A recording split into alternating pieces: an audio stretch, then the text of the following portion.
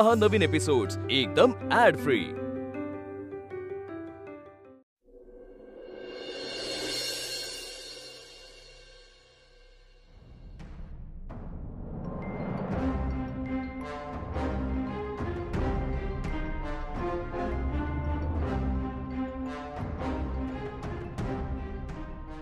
वल्ली, रिया कुठल्या थराला गेली हो?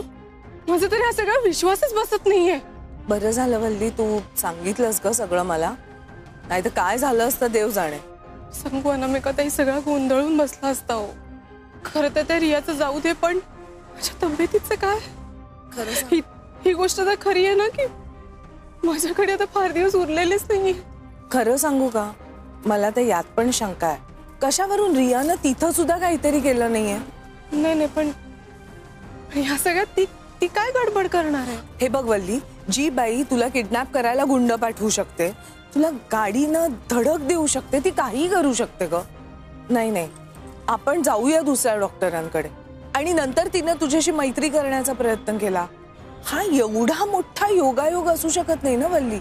नाही पण अहो अनामिका ताई, टेस्ट तर मी केली ना। नाही तरी पण मला असं वाटतं आपण जाऊया दुसऱ्या डॉक्टरांकडे।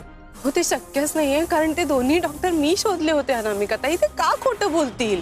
वल्ली, तुझा इतका विश्वास आहे का ग त्या रियावर? तर मग ठीक आहे, आपण हे सगळं सोडून देऊया की एकदा प्रयत्न करायचा। हा म्हणजे शेवटचा प्रयत्न करायला काहीच हरकत नाहीये। गुड गर्ल, चल गाडीत बस।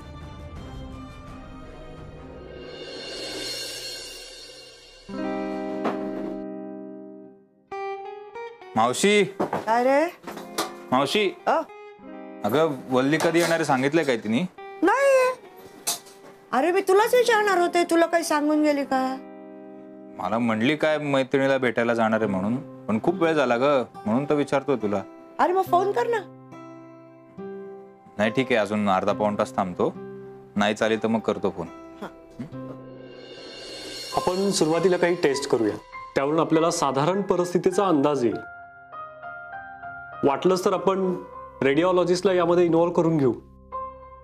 मला वाटतं बायोप्सी आणि इतर टेस्ट केल्याशिवाय आपल्याला निष्कर्षापर्यंत पोहोचता नाही येणार।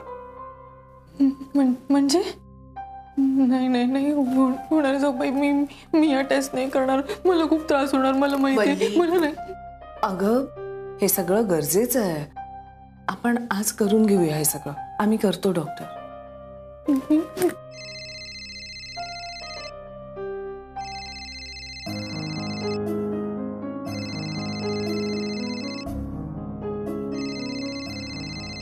आपण आज सगळ्या टेस्ट करून घेऊ आणि मग घरी जाऊन शांतपणे बोलू सचिनची। अरे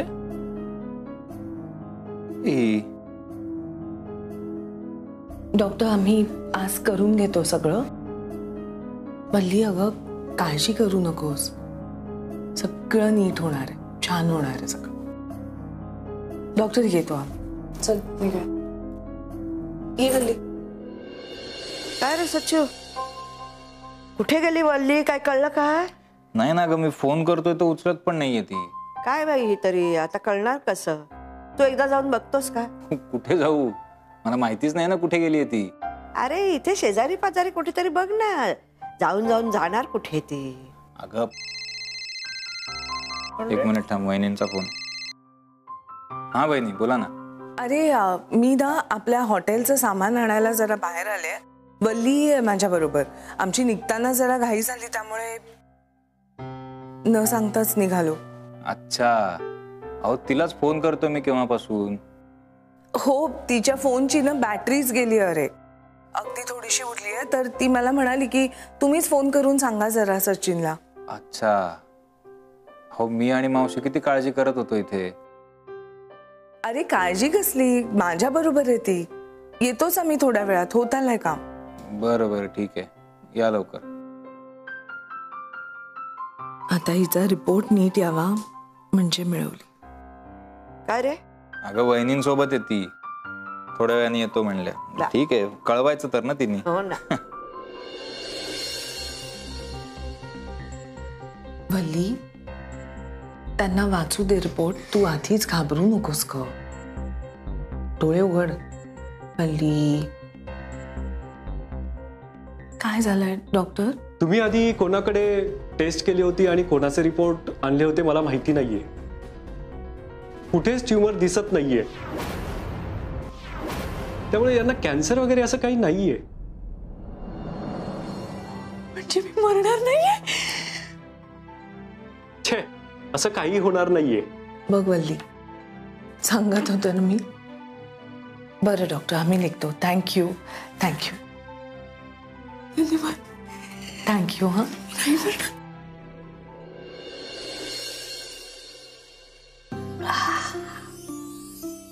कसं आहे ग वल्ली नारळ पाणी? बरं आहे का? मस्त आहे अनामिका ताई. खरं सांगू, आज ना नारळ पाणी जरा जास्तच गोड लागतंय. किती मस्त वाटतंय मला. मी म्हणणार नाही. माफ करा, लक्षात नाही आलं. मॅड आहेस तू वल्ली, कम्प्लिटली मॅड.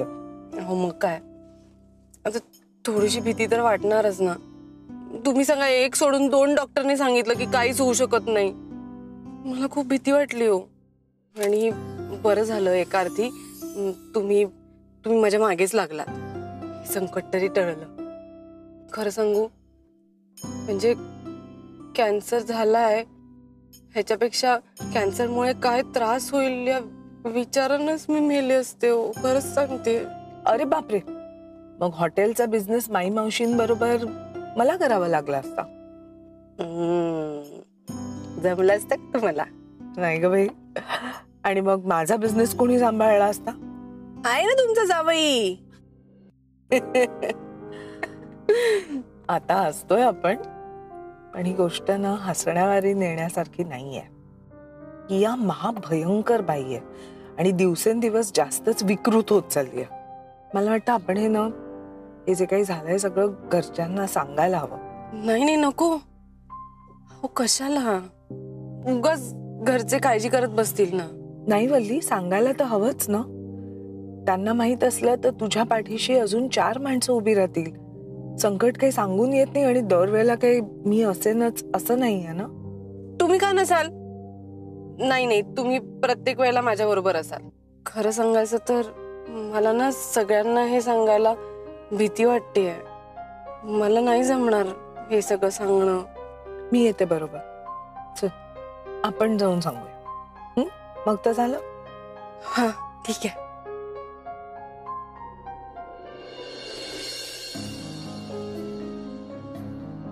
सच्चू, बराच वेळ झाला रे, अजून आल्या नाहीत या दोघी. तू जरा फोन लाव ना. केला होता मी वहिनींना फोन मगाशीच, येत आहेत म्हणल्या. मला ना हल्ली वल्लीचं वागणं जरा विचित्रच वाटायला लागले. म्हणजे ना ती सारखी अशी बाहेर फिरत असते, एकटी एकटी राहते. कोणी काही प्रश्न विचारले तर धड उत्तर देत नाही. काळजी वाटते. नको काळजी करूस, आता एकटी नाही ना, वहिनी आहेत सोबत, त्या बघतील. ही बा आली, हे बघ. वल्ली अगं काय, कुठेस तू? वल्ले काय झालं? वल्ली, वल्ली काय झालं हिला? वल्ली, वल्ली, अगं रडतेस का बरं तू? वल्ली की घाबरले होते. अगं घाबरले होते. वल्ले वल्ले वल्ले, हे बघ हे बघ हे बघ हे बघ. हे बाळा, रडू नकोस ग, रडू नकोस. वल्ली, काय झालं? अगं बाळा, काय काय रडतेस? काय झालं? काय झालं सांग, काय झालं बाळा? रडू नको. काय वल्ले वल्ले, अगं काय झालं ते सांग. उगाच आमच्या जीवाला खोर लावू नकोस ग. वल्ली हे बघ, तुम्ही भाऊजींना बोलवून आणता. दादा घरात नाही आता, तू उगाच ताणू नकोस ना. टेन्शन येतंय सगळ्यांना. काय झालंय? वहिनी तुम्हाला माहिती ना, तुम्ही सांगून टाका. ती स्वतः सांगेल सगळं. सांगेल. हा, तू आधी सौरभशी बोल. फोन करतो. हे बघ, हे असं आहे हिचं. म्हणाली ना काहीतरी भयंकर झालंय, मग आता एकदम गप्पच बसली, सांगतच नाही. नाहीतर काय, तुमची एवढी वय झाले तरी सुद्धा त्रास देणं काही कमी होत नाहीये तुझं वल्ले. नाही नाही प्लीज तिला कुणीही ओरडू नका. खूप त्रासातून गेली आहे वल्ली.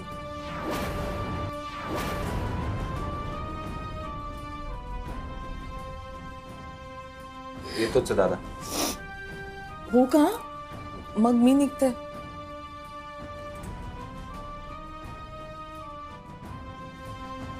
तुम्ही कुठे जाताय? आपलं ठरलं होतं ना की मी सगळ्यांसमोर सगळं सांगणार आहे. तुम्ही थांबा ना. घरच्यांसमोर सांगायचं ठरलं होतं वल्ली. मग मी थांबून काय करू? हे बघा, आता तो सौरभ येणार आहे म्हणून निघून जाणार का? आम्ही कुणीच नाही आहोत का तुझे? आम्ही घरचे नाही आहोत का? तसं नाही मावशी, पण शेवटी घरची माणसं ती घरची माणसं. बरोबर बोलताय तुम्ही. तुम्ही निघा म्हणजे वल्ली सगळं नीट सविस्तरपणे सांगू शकेल. या तुम्ही.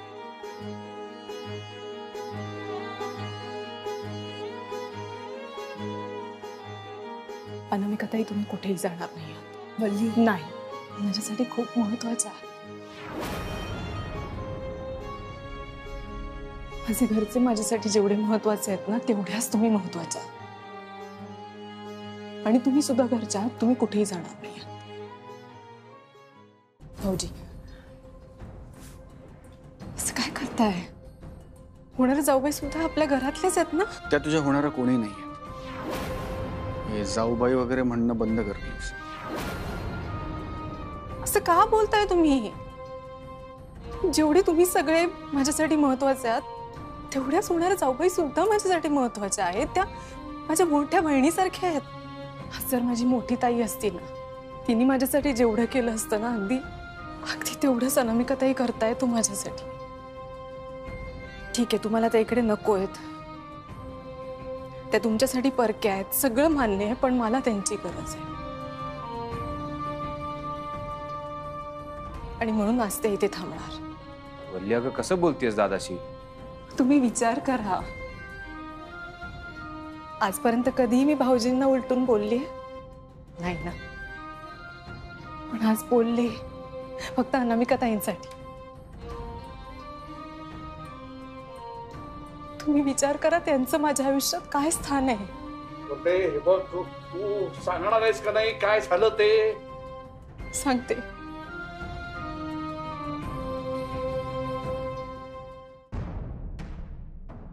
खरं सांगायचं तर फक्त अनामिकाताईंमुळे मी आज वाचली आहे. म्हणजे अनामिकाताईंनी माझं आयुष्य मार्गावर आणलंय.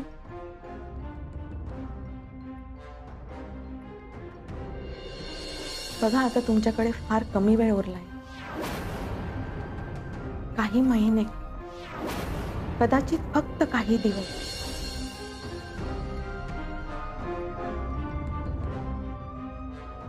वल्ली, तुला एवढा मोठा आजार कसं झालं? तू छान दिसतेस, फिट आहे, मग असं कसं होऊ शकतं? हे नाही होऊ शकत. हे सगळं तू प्लीज सचिनला नको सांगू. तुझ्यामुळे त्याच्या लाईफमध्ये आनंद आल्यात आणि तूच त्याचं दुःखाचं कारण नको हो.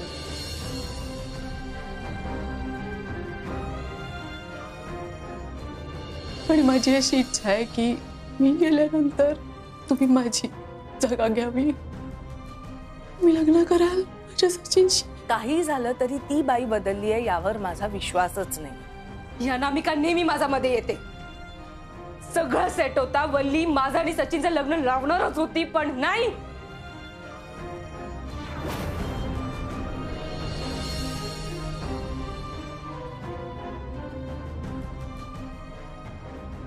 सगळ्याचं शांत का?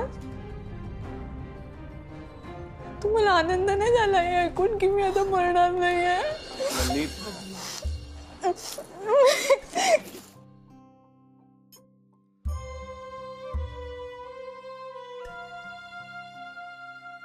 वेडीस का तू? आणि मला सांगितलं का बरं नाहीस तू हे सगळं आधीच? एकट्याने सहन करत बसशील? खरं सांगू, मला ना वेडच लागलं होतं. मला असं वाटत होतं की मी तुम्हा सगळ्यांना गमावणार आहे. मला खूप भीती वाटत होती. अनामिकाताईंनी सगळं नीट केलं. आता जे काय झालंय ना, ते सगळं अनामिकाताईंमुळे शक्य झालंय. मला ना माझं आयुष्य परत मिळालं यांच्यामुळे.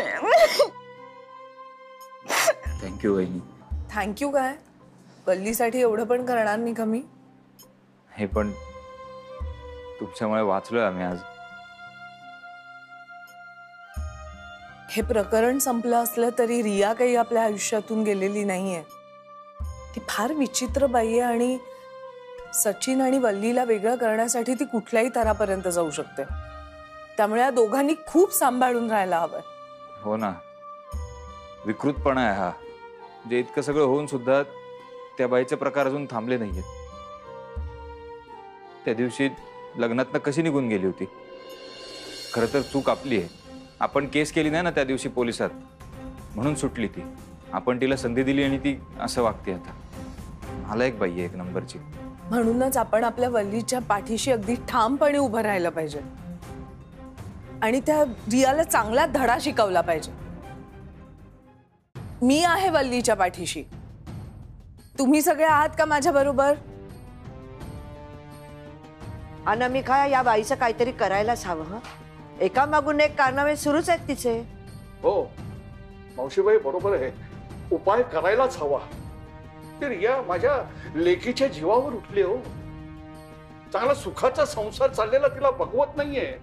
उद्या जर तिनं यांचं जर काही बरं वाईट केलं तर केवढ्याला पडेल हो आपल्याला ते.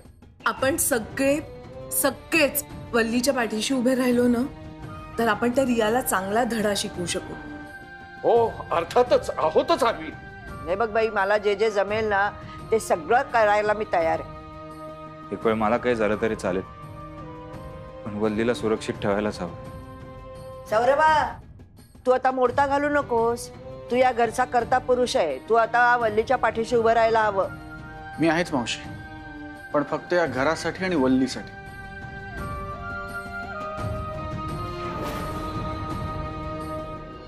बरं, मी काय मम्मा, ओ बाळा, हे काय चाललंय सगळं? आणि रिया अशी का वागते याच्याशी? हे दोघं इकडे काय करतायत? आपण सगळे घरचे बसूया आणि मार्ग काढूया असं सगळं बोलणं झालं होतं ना. ही बाहेरची माणसं वाढतच चाललीत. पट्या, ए तो जो काही ऍटिट्यूड आहे ना तो मम्मा पुरता मर्यादित ठेव, कळलं ना? मला नाही बोलायचं. आम्हाला नातं काय ते माहित नाही, पण तरी सुद्धा मी याच घरचे. मावशी हो ना ग? हो हो, अगदी बरोबर. तू घरचीच आहेस ग. आणि मी पण. हा तू घरचा, सगळे घरचे. हा आता बोलूयात का मुद्द्याचं? ओके. सो मी काय म्हणत होते की वल्ली, हे सगळं सॉर्ट आउट होईपर्यंत ना तू एकटीनं घराबाहेर पडू नकोस. हो बरोबर. तू ना दुसऱ्या कुठल्या तरी गावाला जाऊन राहा. म्हणजे तू कोणाला दिसणार नाहीस आणि कोणी तुला पाहणार पण नाही ना. नाही पण त्या रियाला जर सुगावा लागला की हे कुठे राहतायत तर ती या दोघांना त्रास देईल आणि मग यांना वाचवणार तरी कोण? नाही, त्यापेक्षा ना आपण त्या रियाच्या त्या मावशींना भेटूयात. त्या चांगल्या आहेत, त्या मदत करतील. पण मग आपणच रियाला त्रास दिला तर? म्हणजे ती जसं वागते त्यापेक्षा डेंजर काहीतरी वागायचं. ती वाईट वागली म्हणून आपणही तसंच वागायचं का? यातलं काही करायची गरजच नाहीये. आपण सरळ पोलिसात जाऊया ना, आपल्याकडे पुरावे पण आहेत. त्याचा काहीही उपयोग होणार नाही. ती रिया सगळं मॅनेज करू शकते आणि पोलीस काय करतील? तिला बोलवून घेतील, जरा तंबी देतील, सोडून देतील. ती तिचं रडगाणं तिथे गाणार आणि घरी जाणार आणि पुन्हा तेच करणार. हो नाही, बरोबर आहे. मी म्हंटल ना आपण पोलिसात जाऊया. त्यामुळे हा प्लॅन कितीही चांगला असला तरी मी सुचवला, मी म्हंटल, त्यामुळे तो कसा पटणार ना त्यांना? ते नाही दादा, बरोबर बोलतायत त्या. बोलू दे. अरे त्या रियाच्या खूप ओळखी आहेत बाबा, मला माहिती आहे. पोलीस काहीच करणार नाही. नाही, आणि समजा अटक जरी झाली तरी त्या लगेच जामिनावर सुटतील. हो अगं बाई नको. त्यानंतर तिचे आणखी काहीतरी कारवाया वाढत जातील. नको. हो, मग ती आपल्या सगळ्यांना अजून त्रास देईल. नाही, नको. मला काय वाटतं, नाही, नको नको नको नको. वल्ले तू अजिबात काहीही सुचवू नकोस.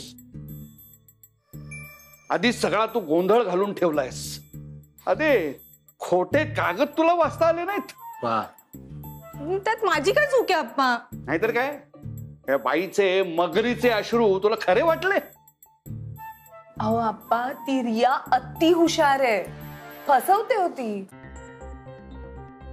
असं काहीतरी करायला हवं ना की रियाला चांगला धडा शिकवला जाईल.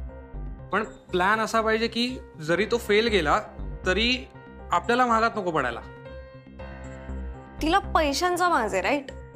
मग असं काहीतरी करूया ज्याने ती रस्त्यावरती झाली पाहिजे.